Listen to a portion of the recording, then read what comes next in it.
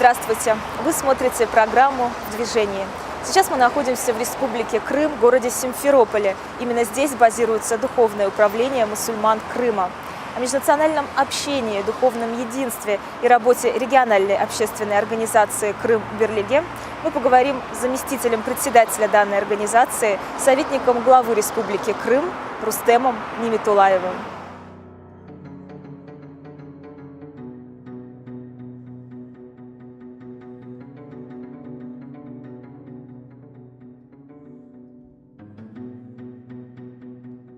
Рустем Ситумирович, здравствуйте. Здравствуйте. Конечно же, в первую очередь хочется, чтобы вы рассказали о жизни крымско-татарского народа сегодня, в частности, что именно изменилось после исторических событий 2014 года, как сами крымские мусульмане к этому отнеслись. Ну, я вам скажу так, отнеслись, если мы возьмем с вами вопрос крымско-татарского народа, да, кто-то отнесся к этому с осторожностью, кто-то это воспринял хорошо. На сегодняшний день, ну что тут можно сказать? В первую очередь, что было сделано в сторону крымско-татарского народа, это был указ президента о реабилитации. Да. Туда вошли многие народы, это и немцы, и греки, и болгары, и итальянцы, и крымские татары. Да. Но крымские татары это ждали, можно сказать, с 1944 года. Да. То есть, если мы с вами знаем, что в Российской Федерации в начале 90-х годов, по-моему, в 91 году все народы были реабилитированы, то крымские татары реально реабилитацию документально и в плане в правовом получили в 2014 году. Вот. Это наш народ, конечно, очень сильно обрадовало. Да. Также на сегодняшний день крымско-татарский язык является государственным в Республике Крым, наравне с русским, украинским и крымско-татарским. То есть это что дает? Это в первую очередь определяет, что крымские татары – это коренной народ, проживающий у себя на родине, на своей исторической родине. Это тоже большой фактор. Ну и, конечно же, это строительство на сегодняшний день большой соборной мечети, да, лично под руководством президента Российской Федерации Владимира Владимировича Путина. Мы 25 лет ждали в бытность украинскую еще, но у нас в первую очередь даже нам землю не выделяли под строительство соборной мечети, не говоря о том, чтобы это кто-то финансировал.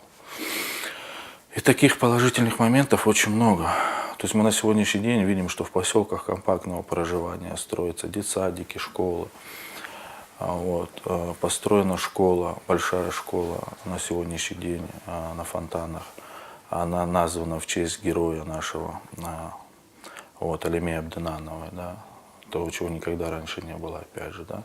Много преобразований в лучшую сторону. Да. То есть, ну, на сегодняшний день мы видим, что государство межнациональным вопросам во главе с нашим президентом уделяет этому большое внимание, чтобы был межнациональный мир и согласие. Да. Вот. Еще немаловажный пример – это телевидение, да, который 24 часа в сутки вещает крымско-татарское телевидение, Миллет. Вот. Радио появилось, учебные пособия. Да. Вот таких преобразований в лучшую сторону их очень много, и народ это видит. И этому пример и выборы президента, которые у нас прошли успешно, да, в этом году. Как бы кто извне не кричал, что крымские татары не будут участвовать, но крымские татары порядка 40% пошли и отдали свои голоса. Но я думаю, что огромное значение имеет и ваша общественная организация. Расскажите о ее работе, о задачах, которые вы решаете, какие проекты поддерживаете. Понимаете, то есть ни для кого ж не секрет, что 25 лет крымские татары жили в некой узурпации под руководством Курултай Меджлиса. Да? Да. Вот. Понятное дело, что, наверное, в бытность, когда массово крымские татары начали возвращаться на свою историческую родину, да, это конец 80-х, начало 90-х годов, некое народное собрание должно было быть, в котором бы, наверное, выступало как коммуникатор между народом и властью. Да? Но к чему это все привело, мы на сегодняшний день все знаем, ни для кого не секрет. То есть поначалу виделись какие-то, наверное, патриотические ноты к своему же народу, но потом они куда-то исчезли. Понятно, куда это пошло размывание денег, торговля землей, опять же землей, которая принадлежала крымским татарам. Да? Ну, что касается нашей организации и почему, мы, в первую очередь, наша основная задача, чтобы крымско-татарский народ не был втянут в какие-то политические провокационные процессы. Да? Я считаю, что мы с этим успешно справились и справляемся. Да? Нами были открыты наши же отделения во многих регионах, да, Республики Крым. То есть это Джанкойский район, это первое региональное отделение мы открыли в Джанкойском районе. Почему? Потому что он граничит с украинской границей. Да? Вот такой тревожный район. Потом мы открывали свои районы в Красногвардейском районе, Белогорск, Бахчисарай, Симферополе, 2 офиса Симферопольский район работает и так далее. На сегодняшний день мы наше представительство анонсировали и открыли в Республике Узбекистан. Почему открыли? Потому что есть потребность от наших соотечественников. Понимаете, то есть что на сегодняшний день делают наши войска? В первую очередь мы создали юридический департамент, который абсолютно бесплатно консультирует население. Причем человека любой национальности, вне зависимости от этнического происхождения, от вероисповедания. И я вам скажу больше, что когда первый офис мы в районах открывали, заходили люди других национальностей, они удивлялись и говорили, как, вы не только крымским татарам помогаем? Абсолютно нет, пожалуйста, заходите. И на сегодняшний день мы видим, что в этом есть большая потребность. Мы видим, что авторитет организации среди населения в республике, и не только в республике, растет. И самое главное, чего мы добились уважения от других народов. То есть мы не замкнулись в своем этническом происхождении, понимаете? То есть это самый важный фактор.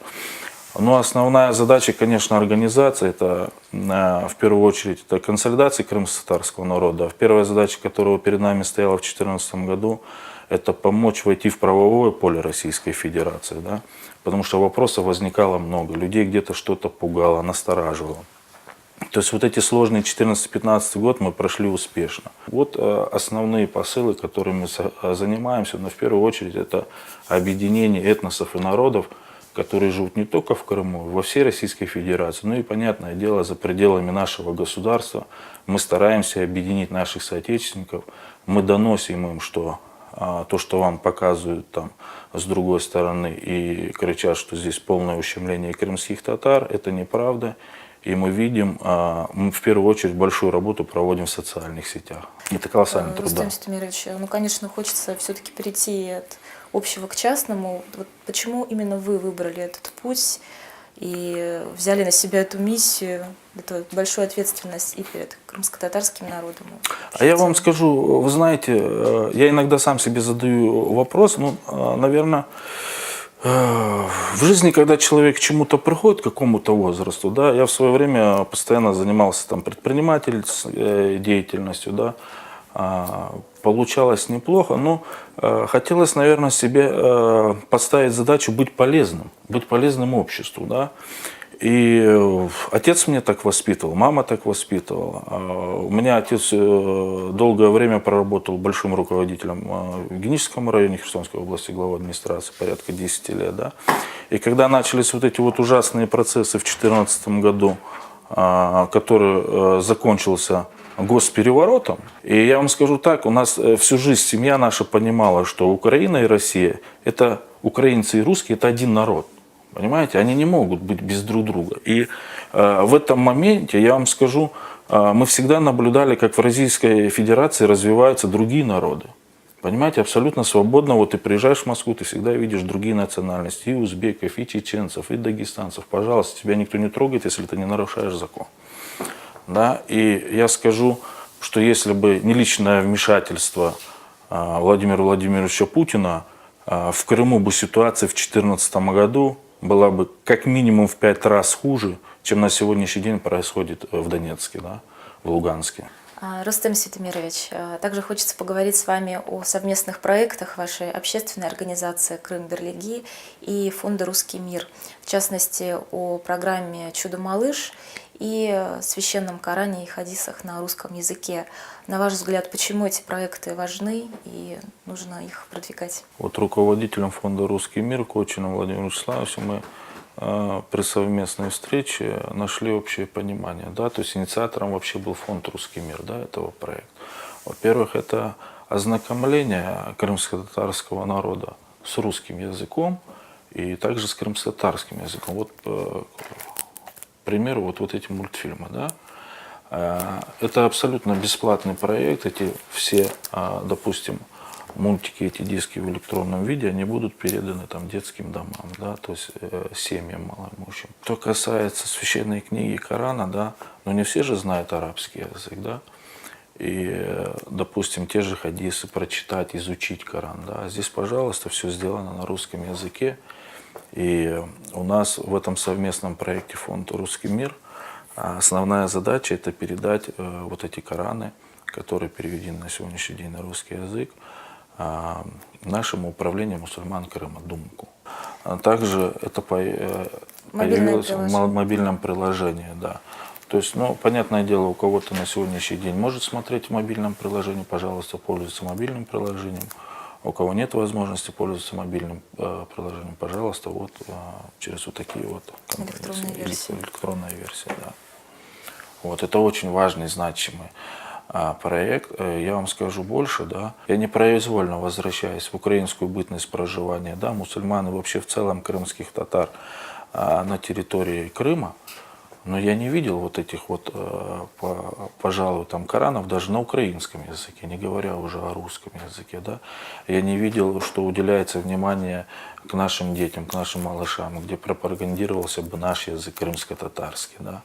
То есть этому вообще не уделялось никакого внимания.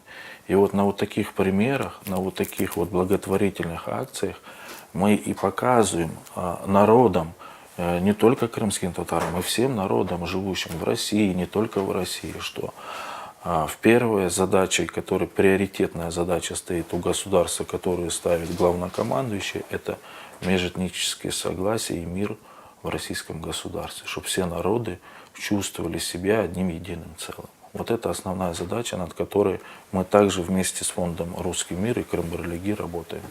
Ну что же, Рустем Сутемирович, большое спасибо вам за беседу. На этой позитивной ноте завершаем нашу беседу. И, конечно же, желаем процветания вашим проектам, новых достижений, новых успехов. Вот еще раз хотелось бы поблагодарить вас, лично вас, то, что уделяете этому большое внимание, то есть таким вопросам, да, фонду «Русский мир». И вообще всем жителям нашей страны пожелать мира, взаимопонимания. Вот. В первую очередь, пока мы не научимся друг друга понимать и слышать, все, да, только вот так мы сможем сохранять мир в нашей большой многонациональной стране. Вот это основная задача, которая стоит перед нами, перед всеми гражданами. Еще раз хочу всем пожелать мира и процветания нашей стране.